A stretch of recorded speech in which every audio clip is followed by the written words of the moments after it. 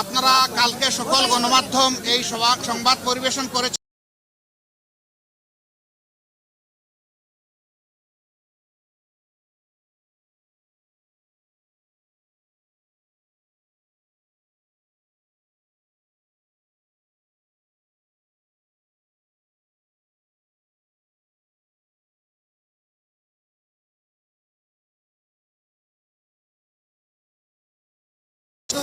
গত আন্দোলনে কারো কারো না থাকতে পারে, কিন্তু নির্বিশেষে অনেক সহায়ক ছিল।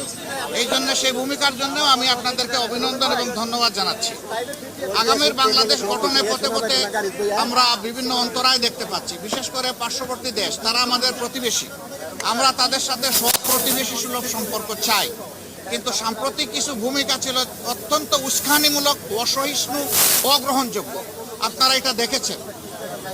মিথ্যা তথ্যের উপর নির্ভর করে বাংলাদেশকে কলুষিত করার জন্য, এই সরকার এবং জনগণকে ব্যর্থ করার জন্য তারা দুনিয়ার বিভিন্ন জায়গায় অপপ্রয়াস চালাচ্ছেন এবং অপপ্রচার চালাচ্ছেন। আমরা এগুলার নিন্দা জানিয়েছি সকলে সম্মিলিতভাবে। আমরা একটা জায়গায় সবাই আমরা একমত হয়েছি যে আমাদের স্বাধীনতা সার্বভৌমত্বের ব্যাপারে কোনো ছাড় নয়। এখানে আমরা সিমেন্টেড থাকব, যেমন অতীতে ছিলাম, যেমন সম্প্রতি 5 অগাস্টে এই 24 সালে আমরা ছিলাম, এটাই আমাদের অব্যাহত থাকবে।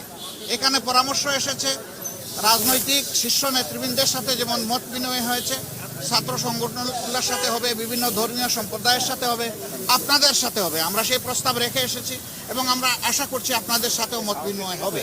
এই সমস্ত অংশীজনদের সাথে মত বিনিময়ের পরে একটা জাতীয় ঘোষণা আসবে সরকারের পক্ষ থেকে। আমরা সেই ঘোষণার অপেক্ষায় থাকব এবং এই ক্ষেত্রে আমাদের যার যা প্রয়োজনীয় পরামর্শ আমরা সেটা দিয়ে সরকারকে সহযোগিতা করব।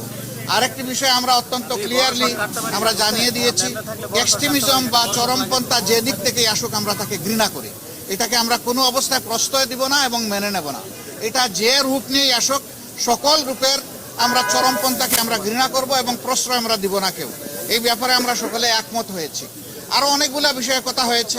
আমাদের দেশের ভাবমূর্তি নষ্ট যারা করছে তাদেরকে বুঝানো যে তোমরা আমাদের প্রতিবেশী, আমরা যদি ভালো থাকি তোমরাও ভালো থাকবা, আমরা ভালো না থাকলে তোমরা ভালো থাকবা কেমনে। এই বিষয়গুলো তো আসবে, অবভিয়াসলি আসবে।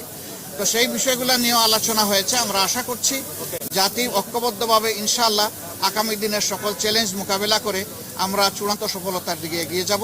চূড়ান্ত সফলতা অর্জন না হওয়া পর্যন্ত আমাদের ঐক্য অটুট এবং মজবুত থাকবে। চূড়ান্ত সফলতা এসে যাওয়ার পরেও প্রিয় দেশের জন্য আমরা ঐক্যবদ্ধ থাকবো। আপনাদের সকলকে ধন্যবাদ। আসসালামু আলাইকুম। নির্বাচন নিয়ে ছোটখাটো কথা হলো, এটা নিয়ে কোনো কনসেনসাস হয় নাই বা ব্যাপকভাবে কোনো আলোচনা হয়নি। সবাইকে ধন্যবাদ। ভালো থাকুন সবাই। আরো দেখা হবে ইনশাআল্লাহ, আরো কথা হবে।